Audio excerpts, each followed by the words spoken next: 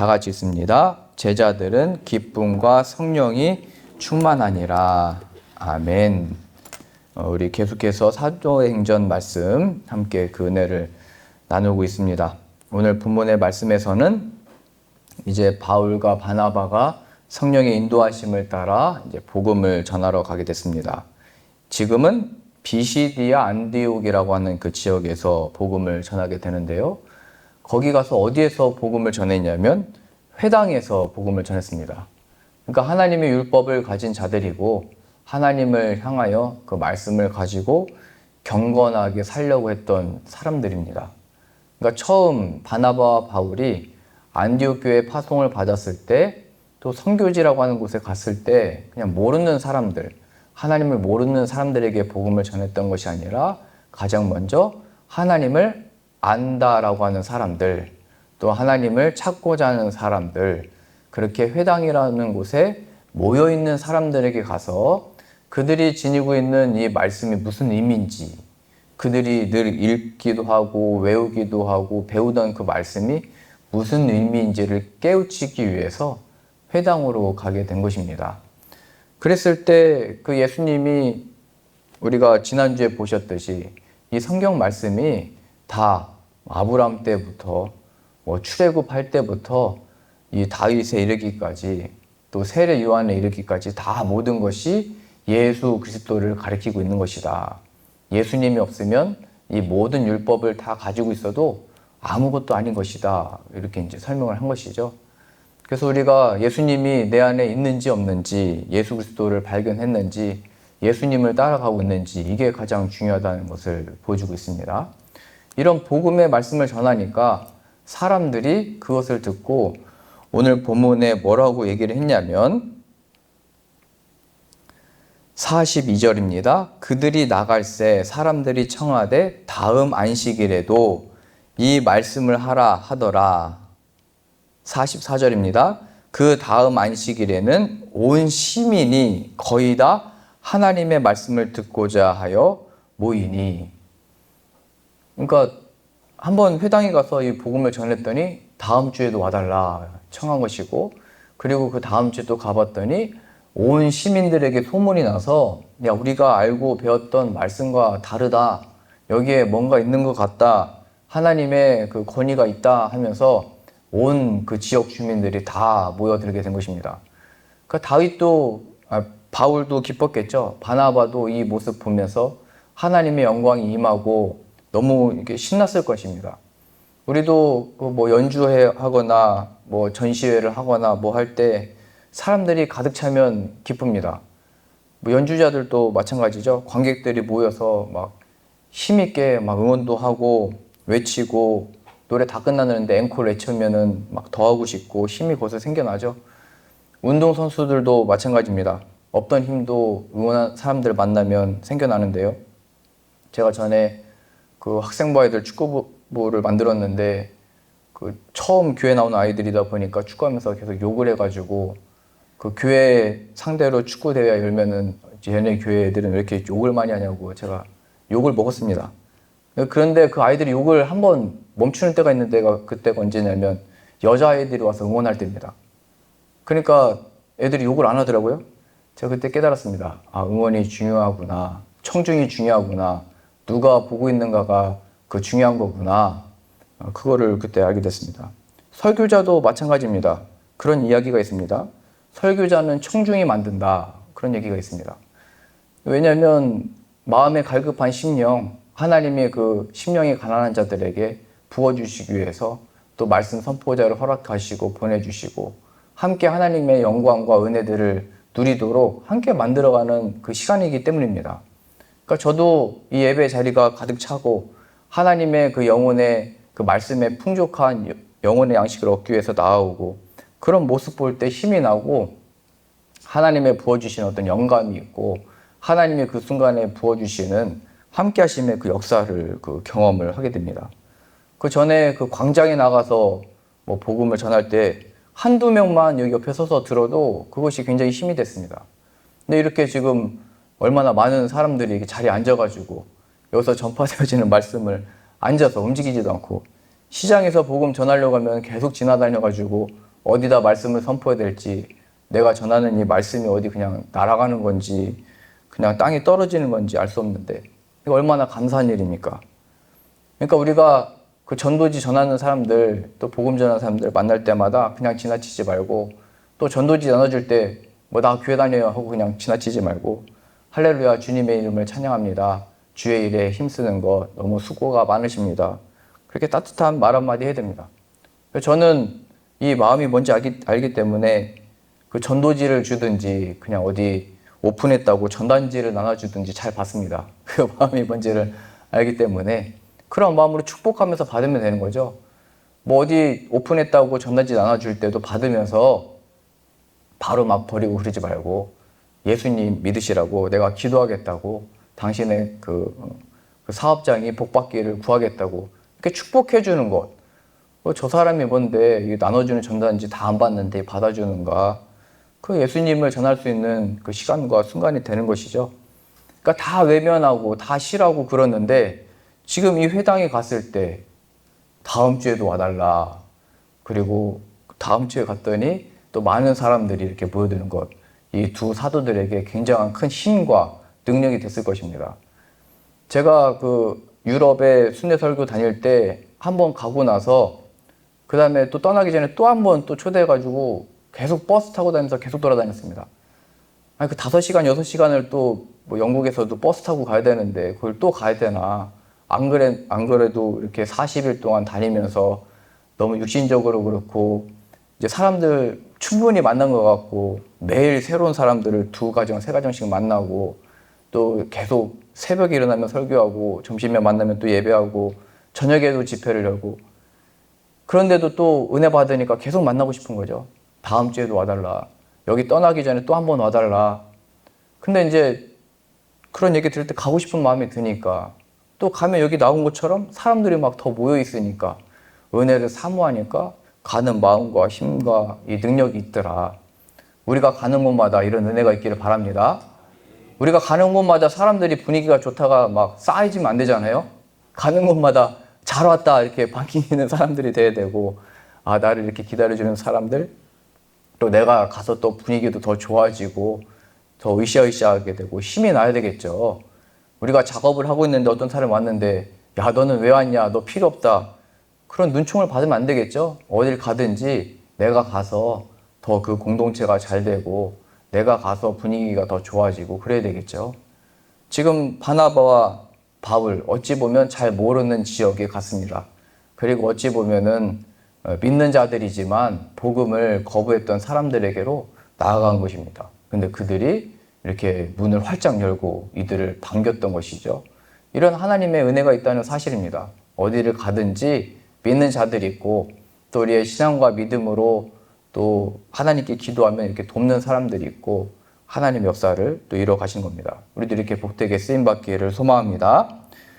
근데 오늘 잘 보면은 이렇게 반기는 사람만 있는 것이 아니라 45절에 보면 이런 무리들이 있었습니다. 45절입니다. 유대인들이 그 무리를 보고 시기가 가득하여 바울이 말한 것을 반박하고 비방하거늘. 자, 우리가 주의 일을 할 때, 이 삶을 살아갈 때 하나님의 은혜를 경험하는 그 순간, 기쁨과 역사가 충만하여 야 이제 뭔가 이루어지겠다는 그 순간에 그것이 그냥 이루어지도록, 그냥 평탄케 되어지도록 다만 그렇게 펼쳐지는 게 아니라 이렇게 시기하는 사람들, 하나님의 뜻을 지체하도록 역사하는 사람들, 이 마귀와 같은 어떤 존재들, 마귀는 아니지만 그 일에 이런 쓰임받는 사람들 반드시 있습니다. 복음을 붙들고 살아가는 그 자리는 늘 칭찬만 있는 것이 아니고, 늘 인정만 있는 것이 아니고, 누구에게 대우만 받는 것이 있는 것이 아니라 멸시도 받고 조롱도 받기도 하고 대적하는 자들이 항상 있다는 사실입니다. 우리가 무엇인가만 해도 정말 주님의 지혜를 구하면서 잘하면 다 칭찬받을 것 같지만, 마귀는 이 시기심이라는 것을 사용해서 이렇게 대적하는 자로, 비방하는 자로 세워나가는 거죠. 많은 무리들을 보면서 시기했다. 어떻게까지 시기하냐면 여기 뒤에 나온 구절들처럼 그 지역에서 유력한 자들, 힘 있는 자들, 신분이 높은 자들을 선동해서 이 바울과 바나바를 그 지역에서 떠나가도록 쫓겨남을 당하도록 그렇게까지 일을 하고 나중에는 바울과 바나바가 가서 또 복음 전하러 간 동네까지 따라가서 죽이려고 따라다닙니다. 그러니까 이 시기심이 굉장히 무서운 거죠. 그 주님의 이 복음을 따라서 말씀을 따라서 살고자 할 때 늘 이런 세력이 있다는 사실을 기억해야 됩니다. 내가 주님을 따르고자 하는데 또 하나님의 역사가 이루어질 것 같은데 왜 이런 어려운 일들은 왜 생기고 나를 대적하는 사람들은 왜 생기고 나를 힘들게 하는 사람들은 왜 생기는가? 예전에 선지자들도 다 그런 어려움들을 겪었다.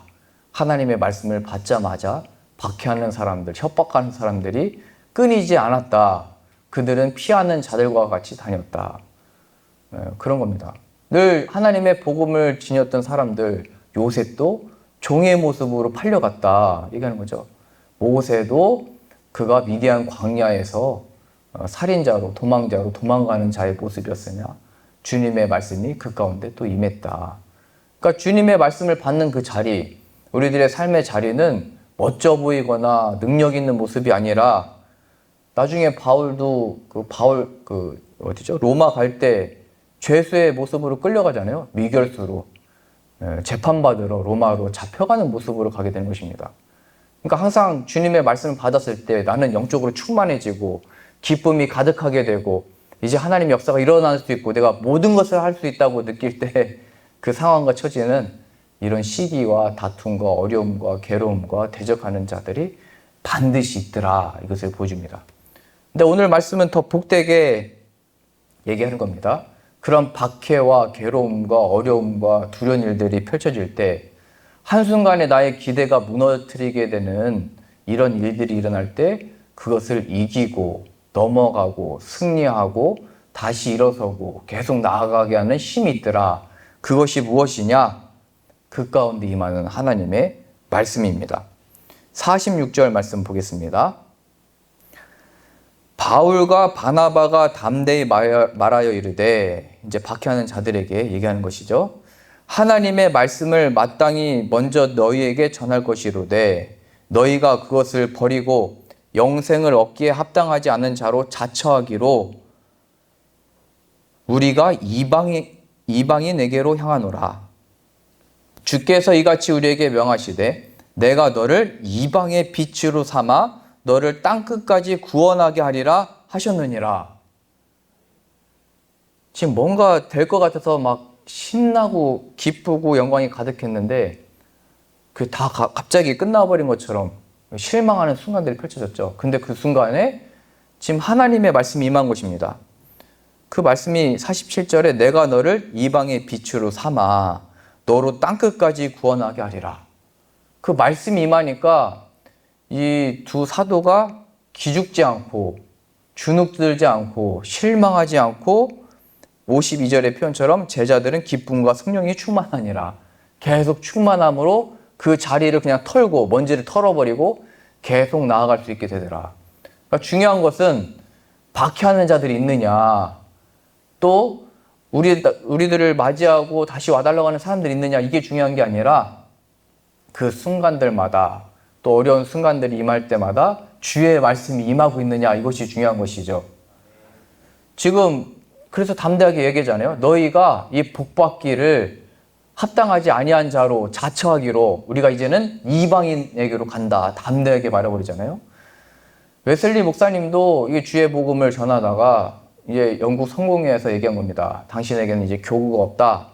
이제 더 이상 성공해서 목회 사역을 할 수 없다. 이제 교구를 주지 않는 것입니다. 당시 때 목회한다는 것은 우리도 뭐 감리교회도 연회가 있고 지방이 있고 구역이 있고 교회가 있습니다. 그럼 자신에게 주어진 그 구역 안에서 목회를 하는 거죠. 그래서 교회를 뭐 개척 설립할 때도 교회 너무 가까이 지을 수가 없습니다. 법적으로 이렇게 막아놨습니다. 자기 이렇게 또 구역이 있다고요. 지역이 있고 전국을 나눠서 연회 10개 연회를 이렇게 나눠서 지역이 있습니다. 그 다 허가를 받고 그러니까 승인을 받고 교회를 개척을 해도 개척을 할 수가 있는 거예요. 그것처럼 영국 그 국교회에도 자기 주어진 그 교구가 있고 교회들이 있고 성도들이 있는 것입니다. 그러면 출생부터 이 장례 치르는 것까지 다 관할을 하면서 예배를 드리고 거기는 영혼들을 돌보는 거죠. 근데 자꾸 웨슬리가 여기에서 개혁을 해야 된다고 이제 복음이 있다고 그러니까 영국 성공에서는 그 교구를 다 빼앗아 버리고 사역을 못하도록 하게 한 것입니다. 그때 그 웨슬리가 이렇게 얘기를 하는 거죠. 세계는 나의 교구다. 이런 얘기를 하는 것입니다.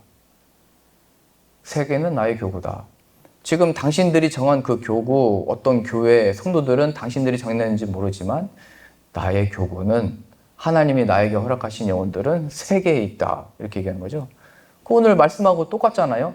이 바나바와 바울이 어찌 보면 이 회당이 회개하고 주님께로 돌아오고 역사를 경험할 수 있는 그 순간인데 거기에서 다 막혀버리고 이 선동하는 사람들로 인해서 갑자기 거기서 박해를 받고 이 지역의 사회에 쫓겨남을 당할 때 거기서 실망하거나 좌절한 것이 아니라 웨슬리가 얘기했던 것처럼 이렇게 얘기를 하는 거죠.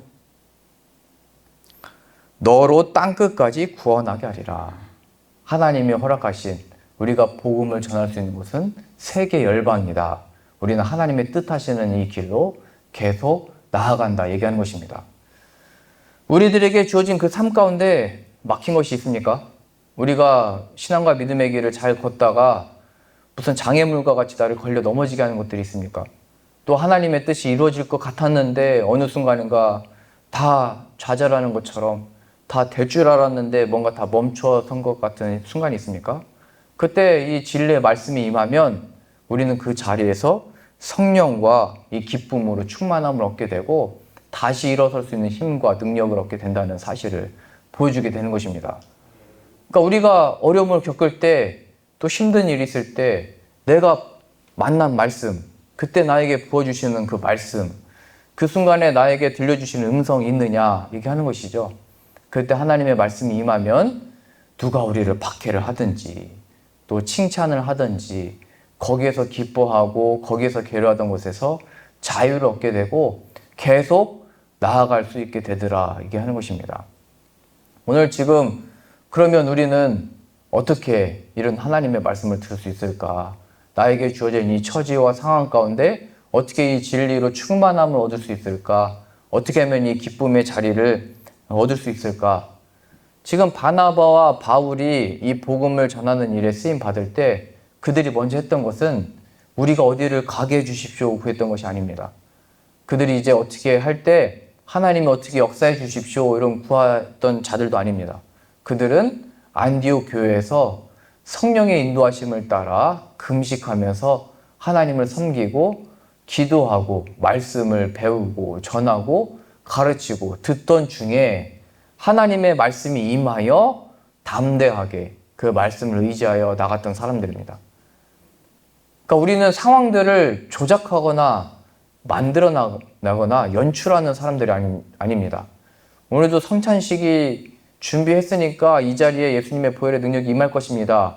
이런 기계적이거나 순서적이거나 어떤 단계적으로 뭘 만들어낼 수 있는 것이 아니라 그것이 성찬의 자리든지 한 사람의 대표 기도이든지 아니면 주님을 예배하러 나오는 그 발걸음이든지 그 순간에 하나님의 역사와 그의 크신 손이 함께 하여야만 역사하게 되어지는 것입니다. 우리의 마음의 중요한 상태는 주님을 섬기는 것. 그 바나바와 바울이 주님을 섬긴 겁니다. 그 섬긴 것의 원어적인 의미는 예배한다는 의미입니다. 예배. 내가 예배하러 가는데 나의 지금 이 발걸음이 주님을 사모하는 마음으로 주님을 높이는 마음으로 예배하는 발걸음입니다. 또 예배 자리에 나오기 전에 내가 오늘 예배하러 가는데 꼭 그런 분들이 있습니다. 예배하기 전에 꼭 오늘은 집 청소를 하고 가겠다. 깨끗하게 다 치우고 가겠다. 그 토요일날 미리 다 해도 되는데 꼭 주일 예배 직전에 그 바쁘게 다 정리하고 가느라고 예배 시간 다 그것 때문에 늦는 거잖아요. 제가 다 알고 있습니다. 그러니까 집을 다 정리하고 오시느라 주님의 은혜로 깨끗하게 다 비우고 채워지기를 원하는 마음으로 그렇게 하는 거구나. 그러니까 늘 그게 다 예배의 자리라는 거예요. 하나님을 섬기고 위하고 나오던 그 자리. 그때 하나님이 주시는 말씀이 있다는 거예요. 그래서 성령님이 그때 바울과 바나바와 안디옥 교회가 계획하지도 않았고 구하지도 않았던 내가 이 바나바와 바울을 사용할 거니까 따로 구별하여 세우라. 이런 말씀을 주시고 이제 바나바와 바울을 이 안디옥 교회에서 파송해서 인도하시는 대로 나가게 되잖아요. 그러니까 우리들에게 주어진 이 삶 가운데 또 어려움이 임했을 때 이렇게 말씀을 받아서 위로를 얻고 다시 일어서는 사람들은 하나님이 허락하신 그 순간들마다 하나님을 섬기는 자, 예배하는 자, 평상시에 하나님을 찾고 구하는 자들이 이런 순간에서도 이 은혜들을 발견하고 말씀을 들을 수도 있는 것입니다. 물론 우리가 딴짓하자가 바울도 그랬습니다. 대적하다가 하나님의 은혜를 만나는 것도 있지만 그것은 굉장히 소수입니다.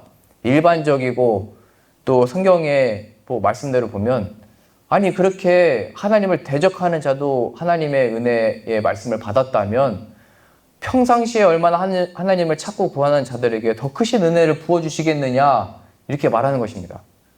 이게 마음이 조금 삐뚤어진 사람들은 어차피 바울도 박해하다가 구원을 받았는데 예전에 로마의 황제들이 그렇게 얘기했던 거 아니에요? 야 우리 그냥 인생 편하게 살다가 죽기 직전에 나는 예수님 믿고 구원받고 천국 가겠다 그랬던 거잖아요. 그러다가 그냥 독살당해서 죽어버리고 그러다가 그냥 어느 순간에 가버리고 그러니까 인간의 그 완악한 마음이 어떻게 하면 그냥 이걸 이용해가지고 좋은 것만 취할까 그 인간의 이기심과 악한 마음인 것입니다.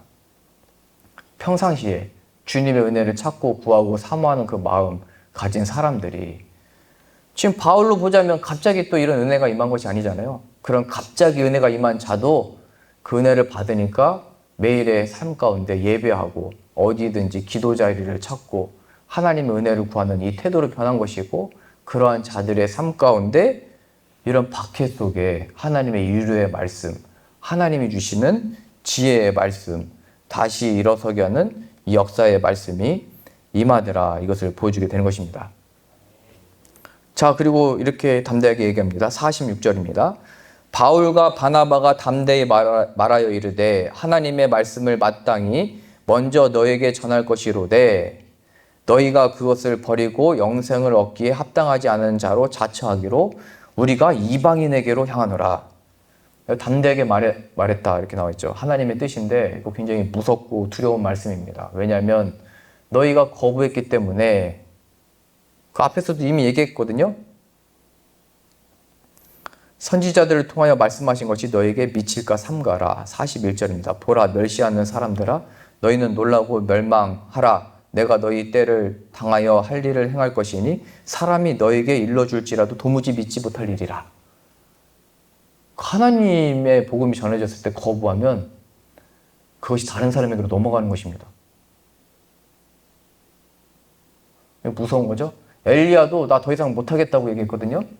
오늘 새벽에 엘리야가 예수님에게 나타나가지고 항상 대화도 했습니다. 근데 그랬던 선지자 중에 대표라고 하는 엘리야 선지자도 내가 아무리 주의 일을 힘써도 지금 나만 주님을 찾고 있습니다. 이 사역하는 게 무슨 의미가 있습니까?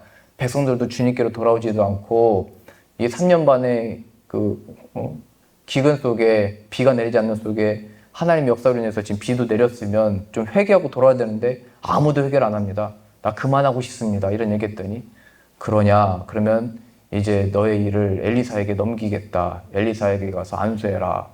그리고 나서 엘리사를 사용하는 거죠. 그러니까 주님의 일과 사역은 다음이 아닙니다.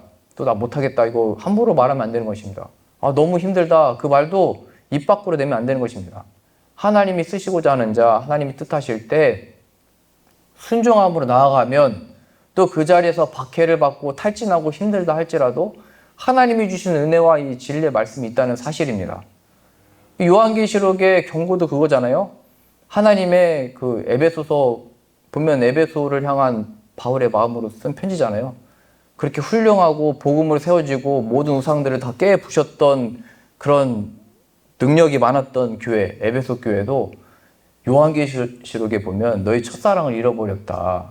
너희가 회개하지 않고 하나님께로 돌아오지 아니하면 이 촛대를 옮겨버리겠다. 그런 말씀하십니다. 그러니까 어느 순간에 경험했던 것, 체험했던 것, 그것이 나를 지켜주는 것이 아니라 지금 나에게 임하는 그 말씀에 순종하는 것, 또 지금 나에게 주어지는 말씀이 있어야 한다는 사실입니다. 지금 이 순간에 함께 있는 이 말씀. 그 말씀이 임한 지금 바나바와 바울은 그럼 이제 다른 지역으로 갔을 때 이제 회당이 아니라 이방인에게 복음을 전하도록 세상에 구원을 이루도록 우리를 보내셨으니까 이제는 회당 안 가도 되겠죠? 근데 계속 가는 곳마다 회당부터 또 가게 됩니다. 그 유대인들에게도 복음을 전하고 싶어서. 이게 은혜 받은 자, 어찌 보면 원수된 자들이 기다리고 있는 곳, 어찌 보면 복음이 전하여지지 않는 곳, 거기는 우선순위에서 밀어두고 이방인한테 먼저 갈 수도 있잖아요. 근데 계속 갈 때마다 회당부터 가고 또 계속 거기부터 복음을 전하고, 이게 은혜 받은 자, 믿음 있는 자, 하나님의 약속받은 자들의 모습이라는 것입니다. 그러니까 우리가 이 상황은 안 되고 저 상황은 안 되고 어떻게 되는 겁니까? 했던 그 순간들마다 은혜 받은 사람들은 이런 상황이 계속 펼쳐져도 하나님을 의지하여 나아가겠습니다. 하나님의 역사와 은혜가 있으면 안 될 일이 없습니다. 그곳에 나를 또 다음 주에 오라고 해줄지 아니면 박해가 기다리고 있을지 나는 알 수 없사오나 주님의 말씀에 순종하여 나아갑니다. 나의 교구는 세계다. 그러한 마음과 믿음으로 나아가게 되었다는 사실입니다. 그러니 우리들에게 주어진 처지와 이 일들 가운데 하나님이 우리들에게 부어주시는 이 말씀이 있다는 것을 기억하셔서 그 말씀 얻는 은혜를 구하실 수 있기를 소망합니다. 또 우리들에게 주님을 섬기고자 하는 이 기회가 왔을 때마다 다음에라는 말씀하지 마시고 지금이라는 사실을 기억하셔서 순종하는 마음으로 복음도 영접하시고 하나님이 주신 이 말씀도 나의 말씀으로 여기시고 주님의 말씀에 순종하여 나아가겠습니다. 그 우리의 삶에 적용해 보면 우리도 이제 하나님 주신 은혜와 믿음 따라서 나아가게 될 것입니다. 그럼 그 자리에 항상 시기하는 자들, 대적하는 자들, 하나님의 뜻이 펼쳐지지 아니하도록 역사하는 그 무리가 있다는 것을 기억하시고, 그러나 이것을 이길 만한 말씀을 다 예비하셨고 하나님이 함께 계시고 역사할 것을 믿는 믿음으로 나아가는 은혜가 있기를 바랍니다. 오늘 새벽 말씀에서도 베드로가 예수님께서 밤새 기도하실 때 이 옷이 빛났다고 했습니다. 그래서 가운이 있는 것 같아요. 하얗게 빛나는 것 같잖아요. 근데 이제 이건 연출하는 게 아니라 그리스도로 옷 입으면 이제 빛이 나는 것입니다. 그때 모세와 엘리야가 나타났습니다. 함께 빛나는 모습을 베드로가 보고 잠이 깨가지고 내가 주를 위해서 또 모세를 위해서 엘리야를 위해서 초막셋을 짓고 여기 있고 싶습니다. 자기도 무슨 말을 하는지 모르면서 두려운 마음으로 또 경외하는 마음으로 그런 얘기를 하게 됩니다. 그런데 하나님께서는 구름으로 다 앞을 가려버리시고 하나님의 음성을 들려주십니다. 그 음성이 뭐냐면 나의 사랑하는 아들이다. 너는 그의 말을 따르라. 이런 말씀을 하십니다. 그리고 그 구름이 다 거치고 나니까 예수님만 보였더라. 이렇게 표현되어 있고 예수님만 보였는데 예수님이 하시는 말씀은 내려가자. 이렇게 말씀하십니다. 내려가자. 그러니까 우리는 늘 영광의 자리만 머물고 싶어 합니다. 어떤 기쁨이 있는 자리만 찾고 싶어 합니다. 그런데 예수님께서는 우리들에게 너의 삶으로 이제 내려가자. 거기가 어디냐면 자기 십자가가 기다리고 있는 곳. 또 예수님으로 보자면 이제 우리 죄를 대신하여 십자가를 지시는 곳. 거기로 가시는 거죠.